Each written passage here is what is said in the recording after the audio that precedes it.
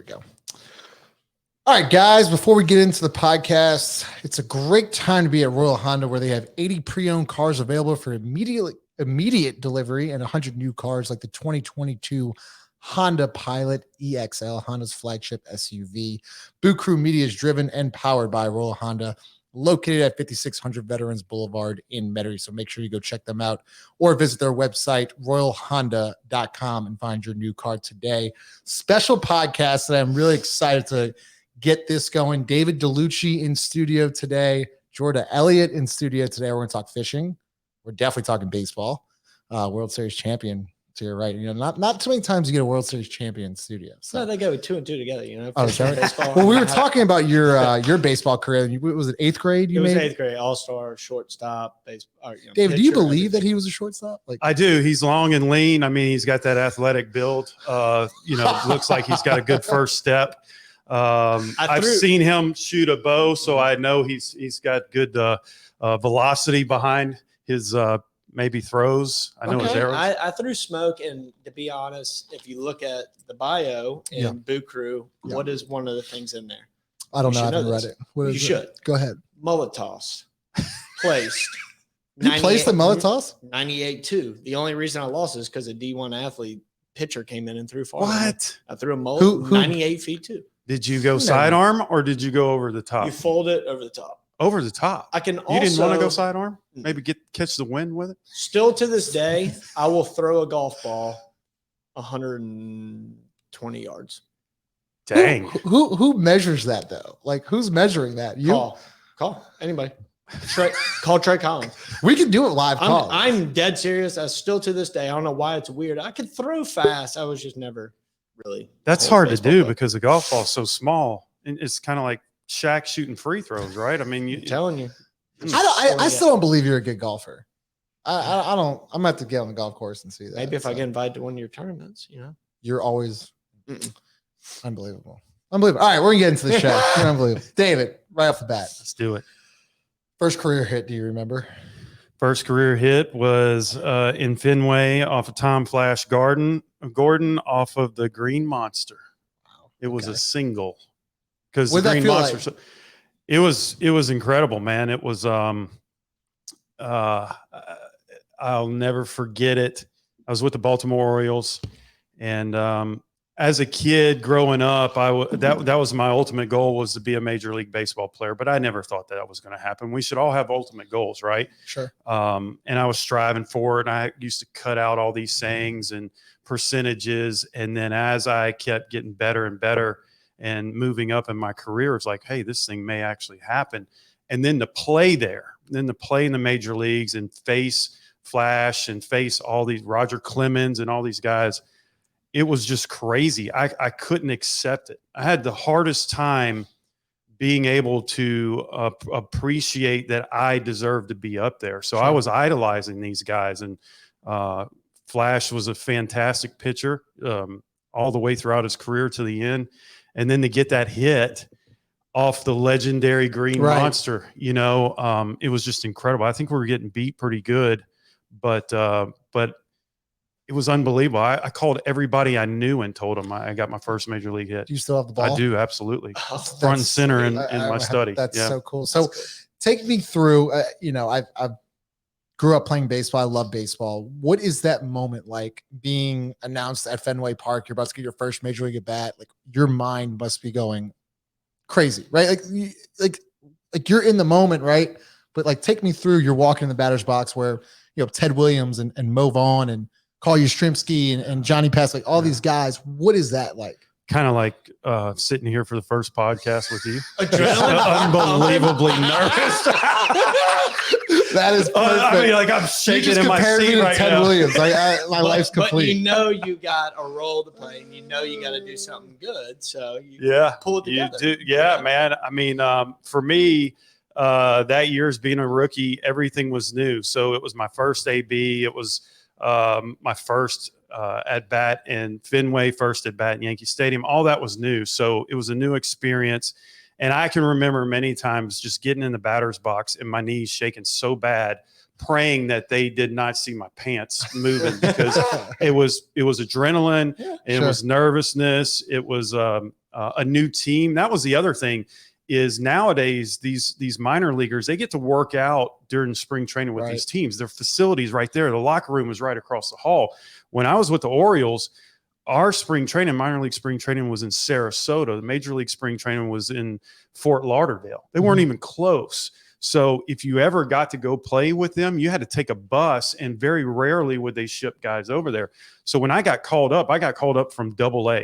It took me a year and a half to get up there, and I didn't know anyone. It was so fast, and not being with the team in spring training, I walk in that clubhouse, I didn't have a clue, but I knew I was playing with Hall of Famers, Cal Ripken, Rafi Palmeiro, Mike Mussina. So I was already nervous. And back in '97, they treated the rookies like they were rookies. Right. It's a little bit different now. You were hazed, you were treated, you knew your place. And so every at bat I was there, I was trying to prove myself to me. I was trying to prove myself to my teammates. And finally, when I got that first hit, I got the monkey off my back. It relaxed my nerves a little bit, but you started bowing chest. Then I started, flipping back. Yeah. Hey, you didn't do that back then, man. You would take one in the ear hole back then. Absolutely. Yeah. I do want to dive into that. My question was, how long did it take? You were in the minors for how long? Year and a half. A year and a half. Okay. Wow. Yeah, signed in. Which is to me, that's not long, right? Not at all. That's a big chunk. I realized quickly that I did not want to be in the minor leagues. We were riding yellow school buses back then. There was a 13-hour bus trip. And so the other thing was playing in the SEC. It was an easy jump for me. I was strong. The wood bat did not make a difference to me. And the quality of pitching that I faced every single week in the SEC, when I went up, it was like, hey, man, I see better than this on the weekends. Yeah. Sure. My biggest adjustment was a split finger fastball because only one guy threw a split finger. John Powell from Auburn was the only guy that ever threw a split finger. So you go in the big leagues and everybody's got it. David Cohn has got it. Roger Clemens. Yeah, Clemens. That's where I faced Clemens. At that time, he had a pitch called the Razor. And along with the 97, 98 mile an hour fastball, he'd throw the Razor. And I was a good fastball hitter. I could hit 100 miles an hour, but anything off speed, that was difficult. What is the Razor? It was like this hybrid split finger, kind of a three finger pitch or whatever. He took a little bit off, and it just had a little more bite. Yeah, it had a little more downward action to it. Unlike a normal change up is, I call it a dead fish, kind of like that mullet toss thing where it just kind of goes down to a lefty from a right-handed pitcher, goes down and away. His had a little more bite to it. Did you ever get to face Pedro? I did. What was that like? It was awesome. I don't remember my stats. 5-pitch guy, right? 5-pitch guy, 97 mile an hour, 3/4. A lot of sink on his fastball, a lot of sink on his changeup. What really stands out to me was I faced him when I was a Texas Ranger, and I think that game, man, we were pounding the baseball. We had an unbelievable offense, and I remember facing Pedro. I know I got a hit off of him. I think it was a changeup actually, but Pedro had these really, really long fingers. Yes, and so he could put movement on that ball just by putting pressure on his index finger. He can make that ball dive away. Right. But he was the ultimate competitor. You knew he was going after you. And that's what I like too, is pitchers that towed the rubber and said, I'm gonna give you my best. And if you can hit it, great. If you can't, I win. Except the guys that kind of threw away and nitpicked the corners, I didn't do real well. I wanted the challenge. Yeah, sure. Yeah. All right. So I think probably one of the best World Series ever played was in 2001. I think so too. Especially I'm a little biased. So you did, looked up some stats last night. Didn't realize you went 1-for-2 in the World Series. So you even have a World Series hit, which is incredible. But I wanted to talk about something off the field, right? So 9/11, things like that. Take me through, which I think is probably one of the best sporting moments in this history is the George Bush first pitch after 9/11. Not after 9/11, but at Yankee Stadium, Game 3, the president comes out. What was that like? It was incredible. What an awful experience our country went through for that, and to play the World Series against the Yankees after 9/11. we had the opportunity to go to ground zero. They gave the Diamondbacks coming in and said, look, if you guys want to take the trip, we'll bring you. If not, and not everybody went. I mean, it's tough, man. It's still hard for me to think about it and what all those people went through.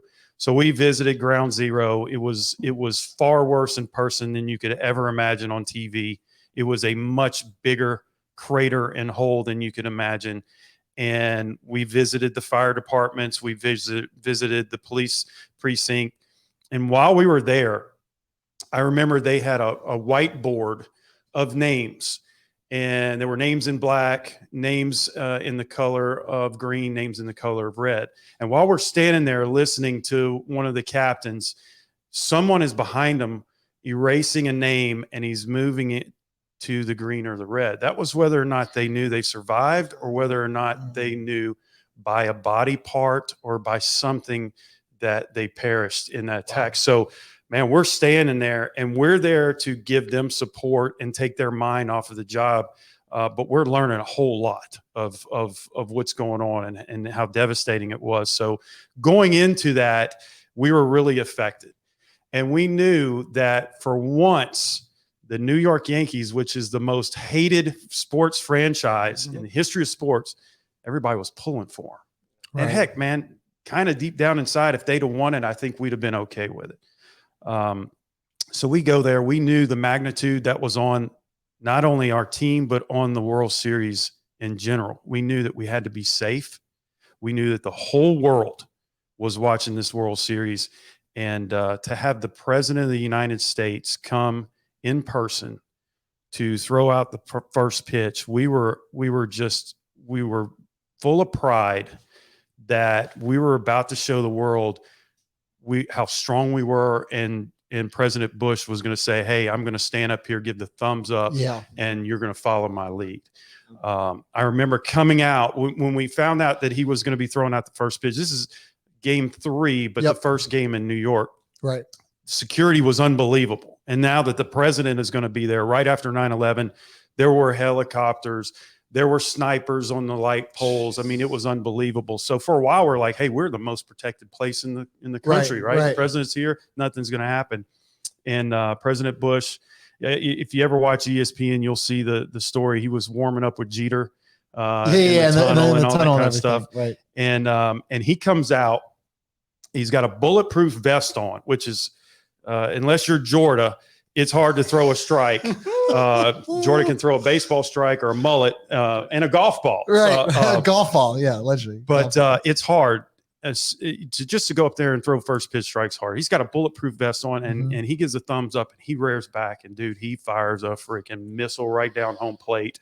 It was awesome. I can't remember. Was it bulletproof? Was it on the outside? No, it's on the inside. I thought it was on the inside. He's got the jacket on. I was watching it last night. He's got the jacket on, but it's on the inside. And he fires a strike. The crowd goes crazy.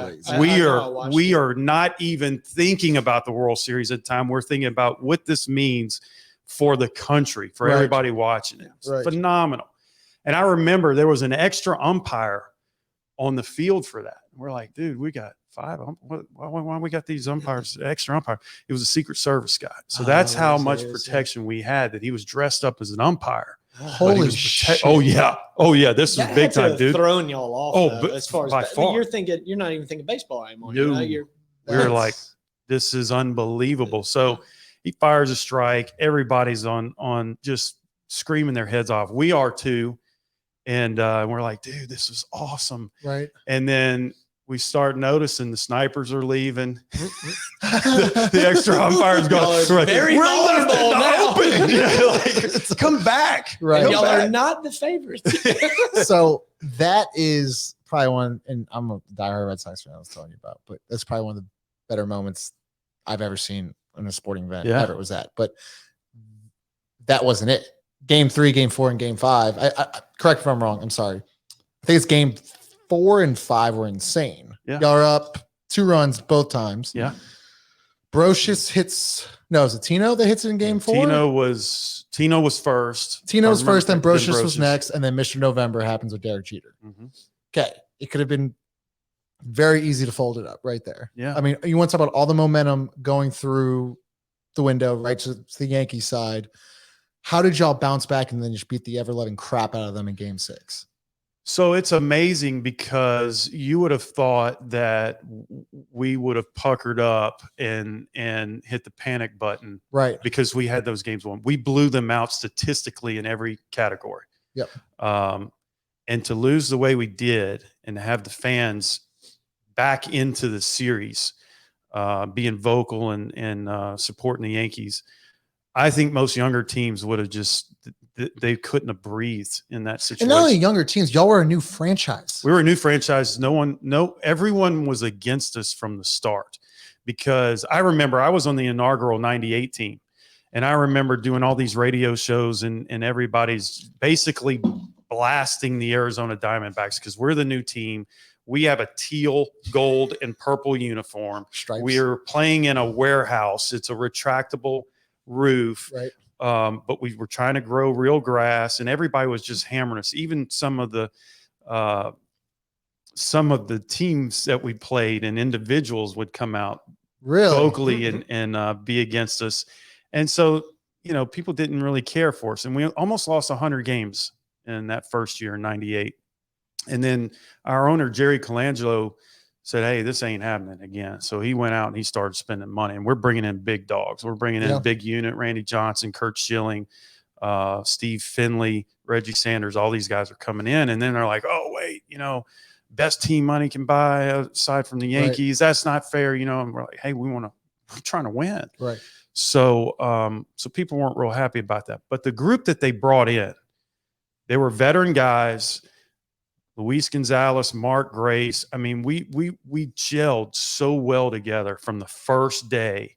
And when we got in that situation, I remember if you walked in the clubhouse after that loss, we were blaring Michael Jackson and any type of upbeat hip hop song we could get our hands on. It was in the clubhouse. And so by doing that, no one sat there and was concerned with what happened that day. We kept saying, tomorrow's a new day. Tomorrow's a new day. Byung-Hyun Kim was one of the most dominant relief pitchers at that time. He was the pitcher that gave him up. Just gave up the home runs. Sliders, I think. Hanging sliders, dude. And we told him we had an inner squad before we left, and Kim was throwing live pitching, and I was one of the batters. And we told him because we couldn't hit his fastball.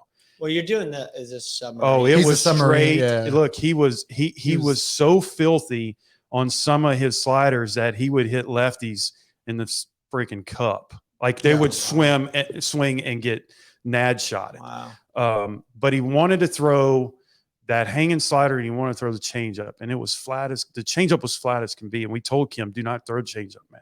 Your fastball is filthy. It's 97. It's got turbo sync on it. And it was the same pitch over and over, and they teed off on. Did Tino hit a fastball? I think Tino might have gotten his fastball. I think Tino hit a fastball. I'm pretty sure. Brocious definitely hit a slider. Broch was a hanging off-speed pitch, and so was Jeet. Yeah. Jeet was all over our off-speed pitches that series, and Jeets went oppo, if I remember correctly. Yeah.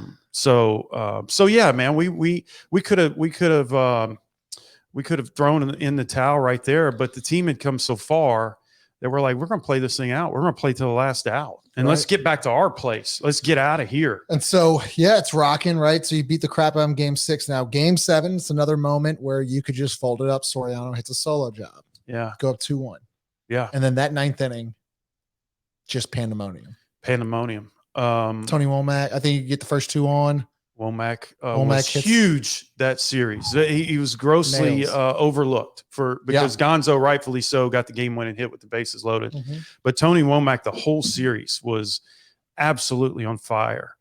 And Schilling's dealing. I mean, Schilling is absolutely just carving up the strike zone. And Sori hits a splitty. I'm pretty sure it's a splitty, and he smokes it. Home run. And our fans never let up. The crazy thing is about the middle of the 9th inning, we have the roof open. It's raining. Really? Which it rarely does in the desert. And then it was no chance of rain. So we're seeing rain come out. They're not going to close the roof. And a gust of wind had picked up. And they're, the fans were phenomenal. They were waving white towels the whole time. 50 something thousand people. You couldn't hear yourself talk, Right. And trash had gotten on the field, and the wind was blowing, and it had this tornado effect of white towels and white napkins. So there's a white tornado behind home plate going.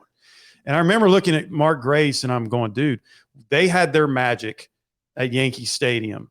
We've got something going on over there. This is our magic. And there was every single player on that bench knew we were going to win the game. And I was going back and forth because I had an opportunity to pinch hit. And I remember Bob Brenly saying, go get loose. You're either going to, if Gracie gets out, you're going to pinch hit. But if he gets on base, you're going to pinch run. And I remember going in the clubhouse, and I was stretching, going back and forth. And all of a sudden I see Unit walking into the training room. And I'm like, Randy pitched the night before. Yeah. He's coming in to close the game. And so I go back to the bench, and I'm like, guys, Big Unit's in there they're getting him hot. And everybody was like this shot of adrenaline, like this thing happens, Randy's coming in. And I didn't know whether to pull for Gracie to get a hit or get out, because I wanted to hit. I wanted to face Mariano Rivera in the bottom of the ninth, And Gracie gets on, and then all hell breaks loose. Our offense comes alive, and then Randy comes in, just storybook, dude. Storybook. Man. So all right, here's my question. That's incredible. I'm sorry. I love hearing that stuff. Go ahead. That's incredible. After that, obviously it's going to be loud. What's the loudest you've heard a stadium? Yeah, it's and more, I think football, you hear that a lot. What's the loudest stadium? But baseball, I feel, what's the loudest that has been? I would have to say that Diamondbacks crowd, and I had the opportunity to play in many playoff games. I was on the 2003 Yankees team that played in the World Series against the Marlins, the Red Sox, American League Championship. We're getting to that. Don't worry. I think that Arizona crowd, when Gonzo hit that hit, man, it was an eruption like nobody's business. I mean, like, it was unbelievable. What's funny though is the Gonzo, he kind of gets jammed, and like it's a blooper, and you're like, where's Derek? Because people don't realize that he's in, like the infield's in, bases are loaded, and so like there's that gasp of like, oh shit, it's a blooper, and then it just falls, and then that's it. Yeah, it's amazing, because I think Gonzo hit 56 home runs that year. He was 335, 100 plus RBIs, and so he's being known the whole year as the power hitter. And then as a kid, when you're playing wiffle ball in the backyard, you dream about bottom of the ninth, bases loaded, game 7 World Series. He steps up to the plate, and we're like, this is perfect ending to the season. He's going to go yard. And then he hits one right over his thumbs, right? We're damn, that ain't yard, but it's got a chance. Jeter's playing up, and it's awesome. Perfectly. And what's funny though, I remember as a kid watching that game, and that same night the Saints were playing the Jets, and being a huge Saints fan, that's when Kyle Turley ripped off the helmet of the Jets fan and threw it. Yeah. So that was going on as Game 7 was going on. It was just like both those sporting events. Like, I just remember that night so vividly. And then there's a night that I'll never forget. You made me cry. So as I said, I'm a huge diehard Red Sox fan. Yeah. So Aaron bleeping Boone. That was tough. You've been part of some of the best postseason, not only games but series. So take me through that. I mean, Pedro and Kareem Garcia and the beanball stuff, and Manny Ramirez overreacting to Roger Clemens, that atmosphere. What is that rivalry like? Electric. I think the rivalry was so big that the New York fans were so into that series that when we played the Marlins, it was definitely a tick down. Because I think they ran out of gas. The fans it was unbelievable. It was unbelievable. There's so many moments we can talk about. So I guess take me through first the whole Roger Clemens, the Pedro, the Kareem Garcia. He throws it over his head. It was clear he had intent. He wanted to take his head off. Pedro? Yes. Oh, yeah. I mean, remember his after and then Posado comes out. Who is this? Kareem Garcia. Remember he said, I'll never forget that. Yes. So what happened was Rocket was throwing, and he went what Manny thought was way up and way in. And really, if you watch the replay, it's not. It was elevated. It was not purposely thrown there. And so Manny starts, jawing back and forth, and Roger Clemens is he's gonna stand his ground. He comes off the mound, and I mean, it's like these two behemoths. What is it? How tall is he? Who, Manny or Roger? Roger. 6'4", He's maybe just a 6'3", man. 6'4", probably at that time, probably 255. He was beast. Big old barrel chest. And so it's starting. You can feel it. The intensity in the crowd, everything's starting to amp up a little bit, going to the next level.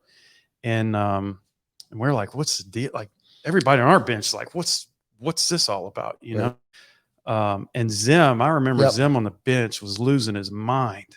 He was in between me and David Wells, and his face was so red.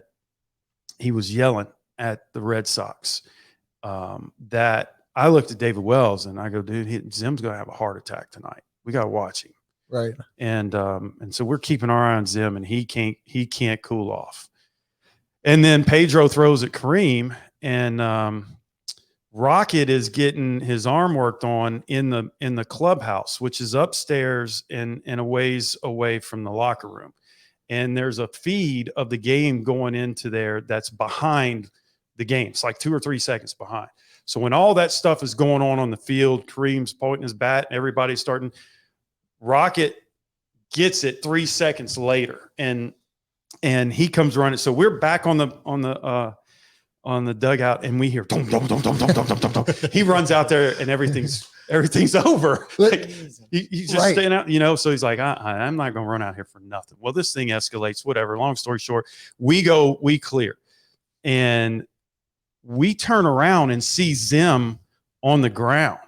So we immediately think Andy Pettit's there. We think Zim had a heart attack. Right. We didn't know Pedro threw him down on the ground. So everybody is attending to Zim, and then we find out, no, Pedro threw Zim on the ground. And that's like throwing your favorite great grandmother down, because Zim was so loved by everybody. And when you see that, it was game on. Whose fault was that, though? Because he's charging at listen, I'm with you. So He's charging as at a Red Sox fan. He's charging at Pedro. I can already tell the way that he's charging at this. No, I'm interested because he's charging at Pedro. I'm guessing obviously he's pissed off with the whole Kareem Garcia thing, and Pedro just throws him on the ground. It was an ugly scene, but should Pedro just be like, hey, stop? Or just because, as you said earlier, Pedro is the ultimate grandmother. Competitor. You heard that. Yeah. But as David said, though, ultimate competitor. He is. I can't fault Pedro for defending himself. And look, if you slow it down, it looks like Pedro is trying to keep Zim away. And when he goes down, I think Pedro, I think maybe I'm imagining something, but it looks like Pedro realized, oh my gosh, I just threw Zim on the ground. And I think Ortiz is like, what? Yeah. Why? Why? And then it got out of control, man. And I remember seeing the bullpen come out. So the bullpen guys are always the furthest, and they're the last to get in. Usually everything gets broken up, and then somebody comes in and says something. There and and here they come, man. And so what really I'm watching the bullpen, making sure I'm protecting my guys, and I see a player on our team got close. I got close. Go after a player on their team, which I knew, and so he sucker punches him, and then that player's coming around, and I knew that player knew martial arts really, really well. I'm getting into a question. I've been holding the question in, but this is Eastern. Some of it. So good. So I'm like, this is not going to end well for my guy. So I go around and I go to grab the Red Sox player, and I'm trying to keep him off of my guy, and I got him, and he's locked up. He's not going anywhere. Yeah. And I'm yelling at him, what the F are you doing? Stay out of this.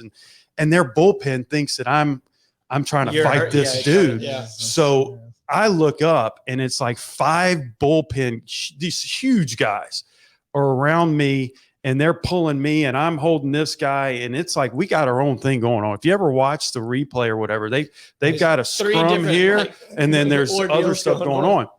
And I turn around, and it was all cool. Like they all realized, because I was a good guy. I wasn't a bad guy. I turn around and I'm right in front of the parents section, and my family is like, they're sitting here looking at my fleece top is pulled off to the side, and I'm like, it's good, it's good. That's so I just have a couple more baseball questions. We're getting fishing, but I want to talk a little bit more. Let me get, while we're on the subject. Okay. Is that the biggest scruffle you've been in? No, I've been in big ones, man. I've been in big ones. I was in a big one. I always want to hear bench clippings. Yeah, I love those stories. Oh yeah, I was in a big one against the Giants when I was with the Diamondbacks, and that was a good one. It was a Charlie Hayes, Todd Stottlemyre is how it initiated, and that one got pretty good. And that was, so the Diamondbacks' rival was the San Francisco Giants out west. We play those guys 18 times a year. You get tired of them after about 6 times. Yep.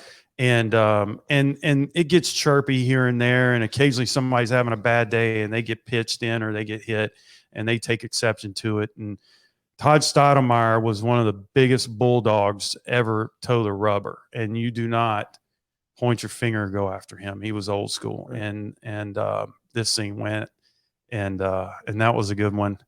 You got clocked a couple times. I've been in there. This is the key. Always keep your head on a swivel, because you're gonna get sucker punched. You're gonna get sucker punched. Yeah. That scrum is serious. It's serious. I mean, these are big boys. Like, people don't realize when you watch them on TV, they all look the same size. Yeah, because they're all 6'5", they're 280. huge. I mean, exactly. And I'm 5'10". Yeah. And when you go into one of these bench clearing brawls, you look up and you're like, damn. Yeah, if I was you, I'd be in the back like, yo, go. I got you. The peacemaker, just like, guys, calm down. Yeah, so there was quite a few, but those two were those were probably the biggest. Yes. I mean, that adrenaline. Oh yeah, you talk adrenaline. Well, that's why I want to go back to that game, because what a lot of people don't talk about in that, was it game 3, David? Right? When I think so. Yeah. There was a bullpen fight in the 9th inning. Right, where like a fan entered y'all's bullpen. Yes, a fan jumped over. About that. So a fan, I told you, I love the. He was a worker. He was a worker. That's right. You do too much research, is what. I watch it. Jorda, I'm telling you, I love Red Sox Yankees. I love. Yeah, that happened. Jeff Nelson, yes. I think for us, yes, got into it because it was a worker that kept popping off at the bullpen. And what he did, he just jumped in and he got his ass kicked, is what he did. He got his fucking ass kicked. Got in there. It's like, dude, you talk about Red Sox faithful. I mean, the fans are tough. The workers are even tougher. It was unbelievable. It was a carnival atmosphere the whole series, and that's what I'm saying. Like it kind of took a lot out of our team and a lot out of our fan base, because I never realized, I went to Ole Miss. We played against Mississippi State. That's a bitter rivalry. Yes. I've seen the LSU rivalries back in the day when it was Tulane. Yes. I've seen the A&M LSU. That is not even close to what a Yankees Boston Red Sox rivalry is. It's not even close. I mean, it's Alabama Auburn. I understand. Alabama Auburn. I bet that's up there. Up there. It's the highest. You don't even. I'm sorry. It's that's a good rivalry, but this one, I'm telling you, to be an opposing player, to be a Yankee player, first of all, you're hated by everybody anyway, because everybody hates the Yankees. But the Red Sox in the playoffs at night, dude, there's just an eerie feeling. I get goosebumps thinking about it. You're standing out there, and the climate. It's hot during the day and it gets cool at night, and there's these pockets of cool air in there, and the fans are yelling and screaming. It's October baseball is like nothing else. You only have football going on at that time, and you got the best baseball competition there is. So you're on the front stage. You get the best play out of both teams, and the fans just go nuts. Yeah. So it's probably I'm not lying to Dave, it's probably one of the worst nights of my entire life. Was the Aaron Boone home run, right? So what a lot of people forget about was that we're down 3 in the 8th, and then the whole Grady Little thing, right? Should we pull Pedro? You got Bronson Arroyo warming up. I think you got maybe Every warming up. Mm-hmm. We didn't have Folk then. The Red Sox didn't have Folk then. And so Grady Little comes up, and then I think it's first and second. Y'all chip the lead, and maybe Hideki Matsui's up, and they leave him in, and Matsui hits the double, and then Posada dumps one in the center. Mm-hmm. Did y'all think y'all were dead at that point or no? No, I think all along we felt like we should win that series. Because y'all were just loaded. It was unbelievable. It was a remember the video game Baseball Stars on Nintendo or Sega or whatever? Like we had Sega. It was 100% all the way around. I mean, it was ridiculous. Giambi, Matsui, unbelievable. Yeah, the pitching, Posada, Jeter. I don't know who's the third baseman. Booney. Oh, do you remember that name? Does that name sound familiar? Aaron F. and Boone. You're lucky. I like you, David. So. I'll tell you what, David. I cried. Wait, was Dellucci on there though? Did he have the Sega name? Did you have the Sega name? I don't think I was. That Sega was before me. I'm on some video games, which is crazy. That's so cool to see yourself. I think it's cool. I think the 2004 MLB. I think it's getting like PlayStation. It's PlayStation. I've been told I refuse to play with myself on the. I refuse to use my guy on there. Yeah. I would use your guy. That I just rake on the 2040 for some reason. Like you cannot get my guy out. You cannot get me out on there for some reason. I drop bombs in the rake. So. Stats wise, 101 home runs. You didn't talk about that. Stats wise, I want to hear that. In career, what would you say? Maybe not even showing stats. Like, what do you feel personally that you were the best at hitting? Oh man, that's Speedster.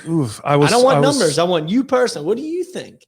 I think that it changed during the course of my career. I had wrist surgery in 1999. It was at that time it was thought to be career ending. And I was very aggressive. I dove, I crashed in the walls. I was on highlight films all the time on ESPN, ESPY awards and all this kind of stuff. And that condition that I have a dying bone in my wrist. It changed my style of play a little bit. I had to be aware that I could crash in the wall in my career. So I became a little less aggressive defensively, even though I still dove and all that kind of stuff. And my focus kind of centered around hitting a little more. It hurt my swing a little bit. I became a little more one-dimensional because I had power to both fields. Even as a 5'10" guy, I understood what to use, what body parts to use, and how to use them properly to get the most power out of your swing. So if you saw me in a batting cage and you see these giants, you're like, that's a singles hitter. I wasn't a singles hitter. In 98, my rookie year with the Diamondbacks, I led the National League in triples. That's incredible. So you have a question. It says, ask if he knows if he ever led the league in any hitting category. Yeah, led it in triples. And so the power was always there. And as I grew older and got my man strength, the power got better and better and better, but the risk got worse and worse. So I realized I would get off to these unbelievable first half starts. And then when the pain started setting in, my second half was tough. So I think I became more of a hitter toward the end of my career. I also tore my hamstring first year with the Cleveland Indians. So that slowed me down a step. But I think if I'm known for anything, it'd probably be my hitting. Because at that time, we didn't have social media like we do now. So if you made a highlight play, you got on the top 10, that was all they saw. Now, if you get on Instagram or whatever, you see this play over and over. But if you hit a home run, that was going on there. Yeah. So I think hitting is probably what I would be known for now. Good. So it's just nice being known for anything, really. Yeah. I mean, it's like I'm just in awe now that my career is over, and I look back. Like I said, I was blessed. I'm just a small town Baton Rouge boy that never dreamed that I'd be there. So every day I walked into a clubhouse and I saw my last name on the back of a major league jersey. It's the greatest day of my life. It was Christmas every single day. And how many teams? 7 teams. 7 teams. Yeah. Cleveland, Baltimore, New York, Arizona. that other team. And Somebody go ahead. You can say it. You can say it. I don't like saying it. It's like it's hard to like I think somebody so much. I'm a huge Yankees fan.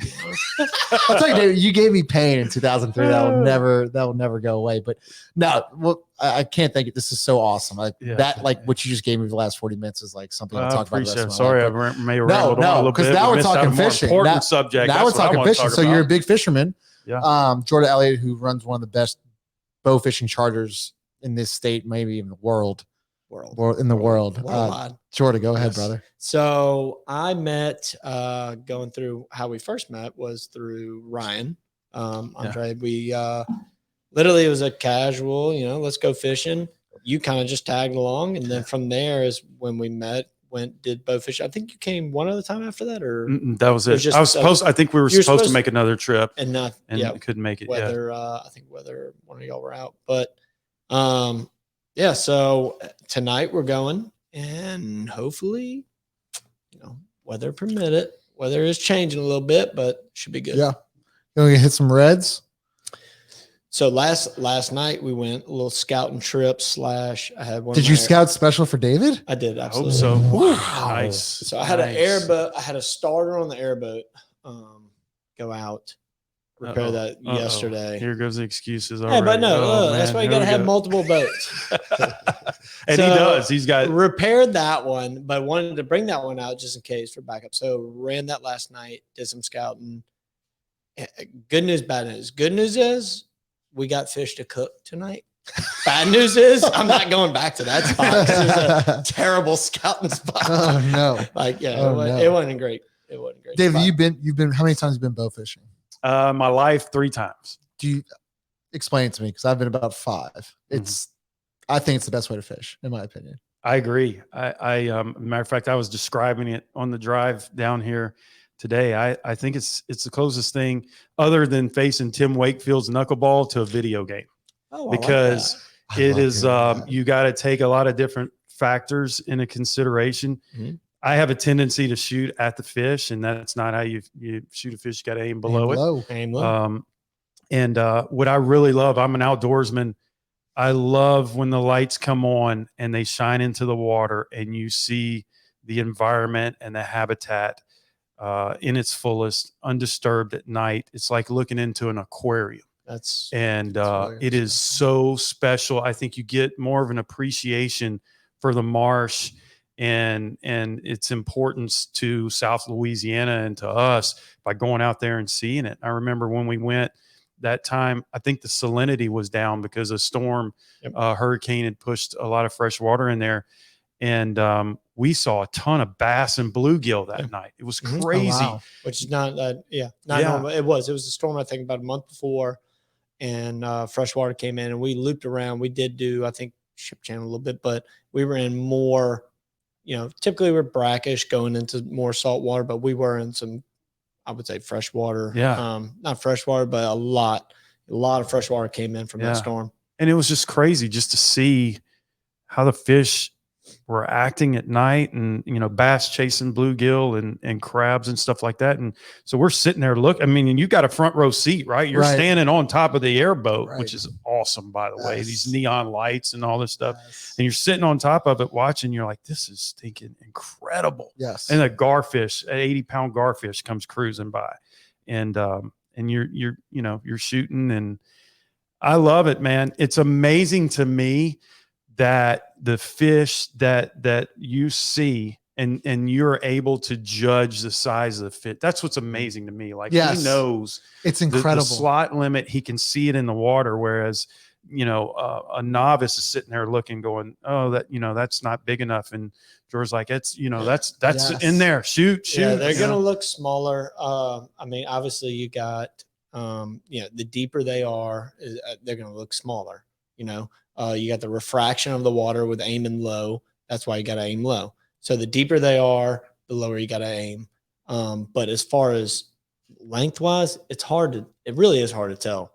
It took me actually a couple of years to even see like, oh man, that's 16 inches for sure. 100%. But to you, you're like, man, it looks 12. Yeah. You know, that's a mullet. I'll tell you, he's one of the best. It's 16, 100%. But you're one of the best guys I've ever had because like you're so intelligent, and smart, and like let that one go, but go get that one, that one. And then your energy level it really is infectious. You get so. I'm sure you've seen over a billion fish in your life, but you would act like that's sitting here for shoot. Yeah, it's just. And those alligator gar, and we were talking about like the environment and the fish and everything. Like those alligator gar, I keep telling people you got to shoot as many as you can because they are invasive. Yeah. They have no like they're predators. They're going to get eaten by another alligator gar that's bigger, or a alligator, or they're going to get hit by a prop of a boat. Mm-hmm. That's it. No, other than that, they're going to live and they eat all like. So we shot one. I think it was last year or maybe 2 years ago. It had a whole redfish about 18 inches in them. Goodness gracious. It was about a 6 foot alligator gar, but I mean, they eat all the fish. They eat all redfish, specks, everything. I mean, so you're always looking to hunt them. I mean, yeah, shoot it. Look, and guess what? You're going to eat them too. You can eat them too. You don't have to eat them all. Do they taste well? Gar balls, you know, you can fry anything, but you can definitely fry anything. Believe it or not, the meat is actually white. I mean, is white meat. Really? Oh, absolutely. It's just so ugly. It's a pain in the ass to clean, but once you get that down, it's good meat, really good meat. So a lot of people pass that up, but I would say you need to try to go after them as much as possible. Who's going on the trip tonight? So it's gonna be David and then Ryan. I think he's bringing son, and then one of my other captains coming. And so you got a light boat tonight. Usually we bring like five guys. Usually every time he comes, we got 6 people. You'll get 6 people. All right. It's like we're crammed in. One guy shot one guy one time. No way. No, knock on wood. I've never had that. Hit his finger. So he shot. It would have hit his finger. Did you shoot my finger? It gets crazy out there, man. It does. And because you're just the action, right, David, as you were saying, like once one bow goes into that water, the action starts, right? There's so much action going on. I love the action, but I like what leads up to it because you're sitting on the end of that boat, the front of the boat, and you're like your senses are heightened, man. You are scoping the water. Box. Yeah, you're in the batter's box. It's exactly Fenway Park. God, that's Tom Gordon analogy. I'm done. But what I really got a kick out of is because I wasn't a very good shot that night.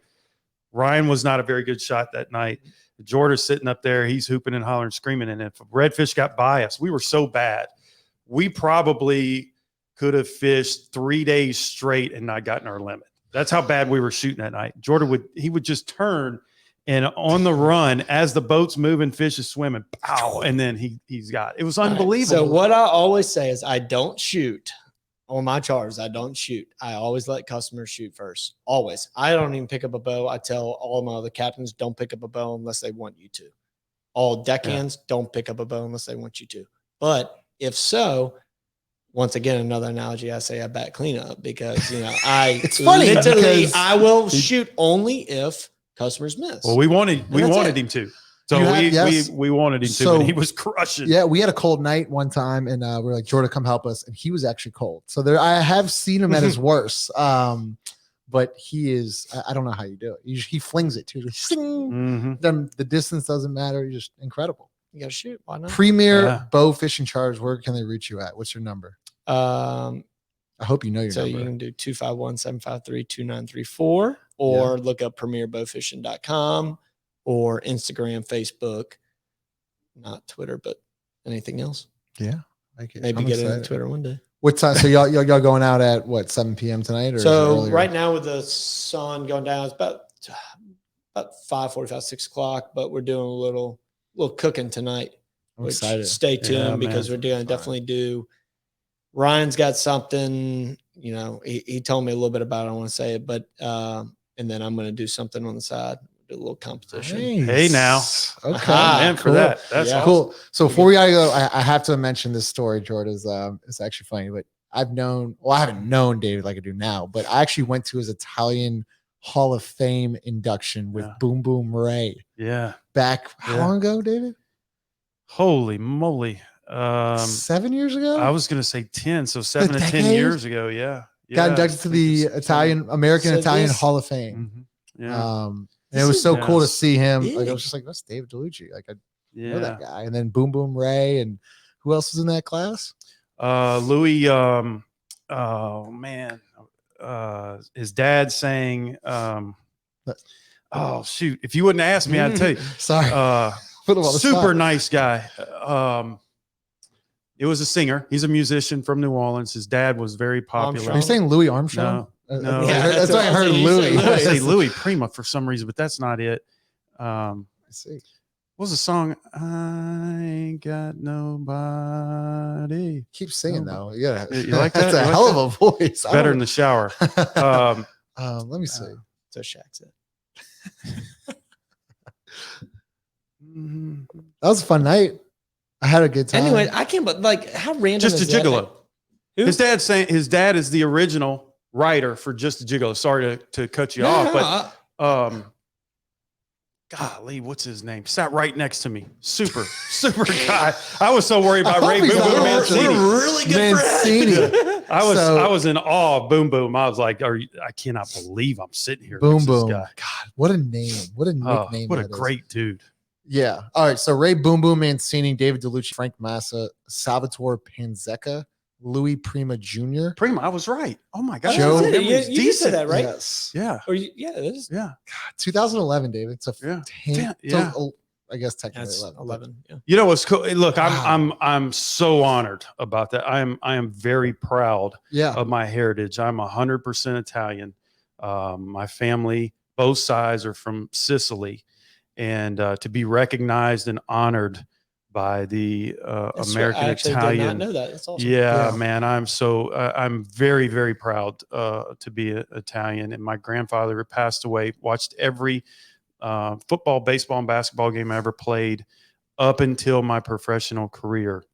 I just knew that he was smiling down that night because of what that meant to him from heaven. It was an awesome night. I remember Rocky Balboa. They had this cartoon looking big mask costume guy walking around in Rocky Balboa outfit. And it just felt like home, dude. Like all these wonderful Italian people supporting great cause and great people. So maybe we should fish in the Italian American rodeo. I've been fishing. I've fished it the past 4 years. Is it really? Yeah. At Hopedale, yeah. Really? I fished the past 4 years. No, it's not this hat, but yeah, I'm fishing all the time. Heck yeah, game It's a on. really good rodeo. Yeah. Game on. Really good rodeo. He's got to check out our fishing rodeo. So we have two guys. In this fishing We have rodeo, fishing which is rodeo. becoming, when I say, like, I've seen a bunch of different rodeos, like try to get off, like start up, let's get game. Mhm. This one went from like, what was it 50 something? Like the second year, it was the biggest growing thing I've ever Really? It's two guys. I was trying to get him on. His name's Kent McGuire. Yeah. Kent McGuire and Chase Carpenter. They do the fishing podcast here.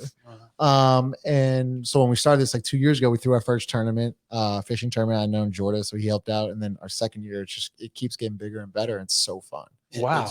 It's a blast. And And we run out of it's rod and reel. I'm So sorry. rod and reel, yeah. We run out of shore salt. So we were actually running out of Wrigley's. Wrigley's. Sorry, that's where we run. Yeah. Run out of But Wrigley's on slide. Soon, Yeah. at the end of this year, we'll be running out of Premier Bowfishing Lodge. Hey now. Can you talk about that or no? Okay, I mean it's under construction. Nice. It's going to be 4-bedroom, 4-bath lodge. Nice. Accommodate up to 16 people. 10 boat slips to back down. He's doing it big. That is So, awesome. He's doing it big. That is awesome. Yeah. As far as the boat list, everything, we'll have that up in probably 2-3 months. And then lodge. I mean, you talk to a contractor 6 months. Let's give it 8. Yeah. Yeah, that's So, tough. yeah. So But yeah, it's gonna be big. But I want to run this.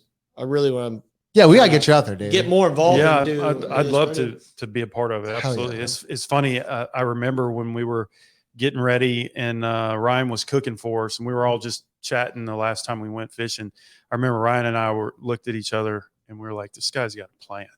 Like just visiting. We just met Jorda. I just met Jorda and we're like, this guy's got a plan. Like That was the first time I met Ryan too. Huh? That was What's the that? first time I met Ryan. Oh, really? Oh, it was like I'm talking. This Told me was that. that's why it was so it was like one of my first times doing kind of something like that. They came in, and he had 3-4 camera guys, drones Yeah. flying around. Yeah. And I'm like, all right, we're doing something here. And this was 4 years ago, maybe. Yeah. I mean, It was a while. It was So a while cool. ago. Yeah. But I'm excited to see what y'all do tonight. I can tell you, I'm going to miss a lot. I'm going to have a whole lot of fun. That's what I'm I'll be saying. hooping and hollering and yelling, but may not be connecting with There's a with the basketball. mud. So Dave, I coach basketball. There's a basketball saying it's shoot to get hot, shoot to stay hot. So just keep shooting, shooting, and eventually when you'll in start doubt, getting when in hot, doubt, brother. when in doubt, shoot. When in doubt, Shit. shoot. So That's awesome. You miss 100% of the Shots you don't- do That's right. from Michael Scott, or is that Michael or Wayne Gretzky? That's Jorda Elliot. Oh, Jorda. I heard it. Yeah. So, wow, that was so fun. So, David, I can't thank you enough Yeah, for coming thanks for in, having just me. chopping Yeah. it up. So, David Dellucci, Jorda Elliot. I'm excited to watch y'all. Excited to see the film tonight and see what y'all catch. But once again, presented to you by Royal Honda, Boo Crew Media, David Dellucci, Jorda Elliot, Justin Napoli signing off. Y'all have a great Mardi Gras. Stay safe out there, and we'll see you next time. I cannot believe you just said that. Have to have that at the end. Oh my God.